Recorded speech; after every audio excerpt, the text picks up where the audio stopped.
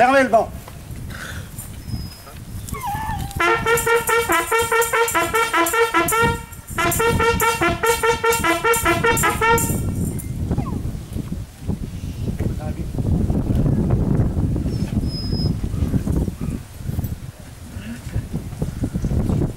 Je donne maintenant la parole au général d'armée Bruno Kusch, gouverneur militaire des Invalides et président de la Fondation Maréchal Leclerc de Haute-Cloque.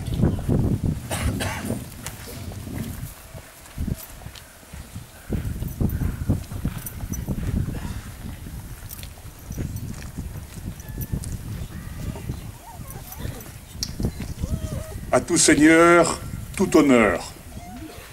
Chers anciens de la 2e DB, et pardonnez-moi plus particulièrement, chers anciens du 501. Monsieur le sous-préfet, pardonnez-moi cette incartade.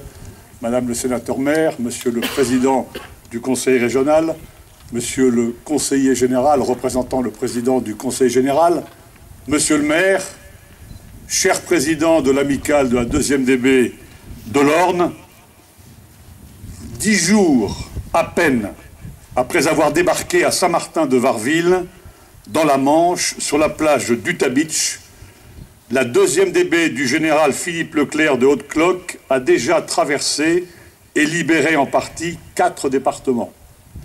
La Manche, l'Ille-et-Vilaine, la Mayenne et la Sarthe, où elle connaît malheureusement ses premiers combats et engagements avec des pertes sérieuses.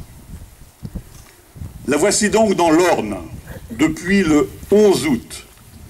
Si la libération d'Alençon, première préfecture de France à être libérée par des Français, s'est déroulée sans destruction majeure et sans grand combat, les choses ont bien changé depuis.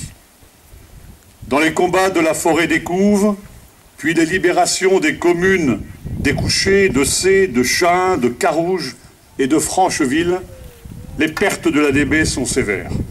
Ici même, vous venez le rappeler, monsieur le maire, à Saint-Christophe-le-Jagelais, la première compagnie de chars de combat, première compagnie de chars de la France libre, perd le char Keren et 3 membres de son équipage. Les premiers éléments de la 2e DB quitteront l'Orne simplement le 22 août pour foncer sur la capitale. Mais plutôt que de relater les combats de Saint-Christophe, ce que vous venez de faire avec talent, monsieur le maire, et ce que d'autres ici présents, acteurs, témoins ou historiens, feraient bien plus brillamment que moi, je préfère m'attarder maintenant sur les raisons véritables, pardonnez-moi, qui motivent notre réunion aujourd'hui, notre rassemblement, en cette année du 70e anniversaire de ces événements à la fois glorieux, mais aussi dramatiques.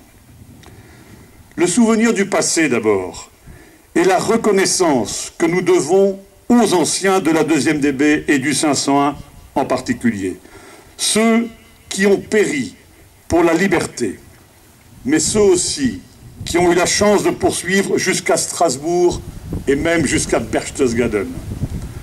Aussi, n'oublions pas ceux qui aujourd'hui encore sont restés fidèles à l'idéal de leurs 20 ans, cet idéal qui les a incités à refuser l'humiliation de la défaite, cet idéal qui les a poussés à se dresser contre l'occupant, les armes à la main, pour défendre les valeurs de notre France éternelle, pour restaurer sa grandeur et sa dignité, pour lui rendre sa liberté et sa place dans le concert des nations.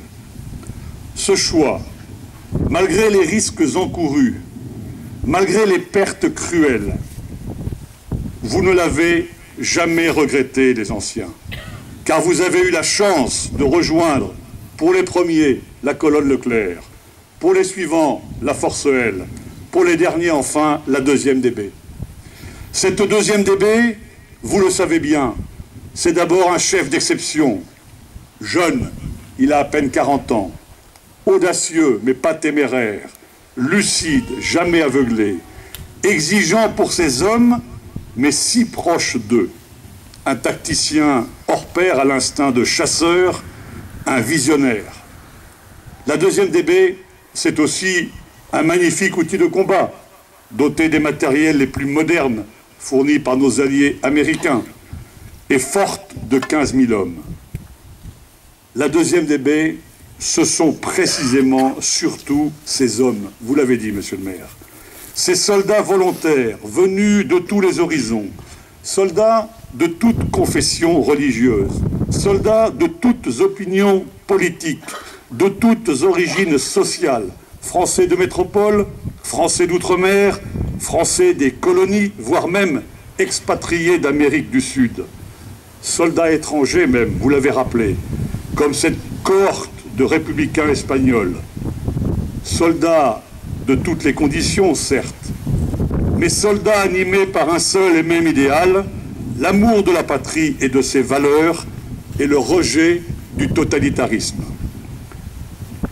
Bel exemple de société que je me permets de vous donner à méditer aujourd'hui pour la France. Une grande cause, mesdames et messieurs, mobilise. Un idéal partagé réunit les hommes. Un projet de grandeur sublime les individus. Mais poussons plus loin la réflexion et intéressons-nous à l'actualité internationale. Certes, la France n'est plus directement menacée à ses frontières depuis 1945 grâce à vous. Certes, les conflits de la décolonisation sont terminés depuis bien longtemps. Et pourtant, depuis maintenant plus de 20 ans, l'armée française est continuellement engagée sur différents théâtres d'opérations extérieures. Au moment même où je vous parle, et vous l'avez rappelé, monsieur le maire, la 2e brigade blindée, héritière de la 2e DB et fière de ses anciens, est engagée non seulement au Liban et en Centrafrique, mais au Tchad et au Mali. Sans se limiter aux engagements de la France, nous ne pouvons que déplorer ce qui se passe au Proche-Orient, au Moyen-Orient, en Libye, où la 2e DB s'est couverte de gloire, en Afrique subsaharienne, en Ukraine.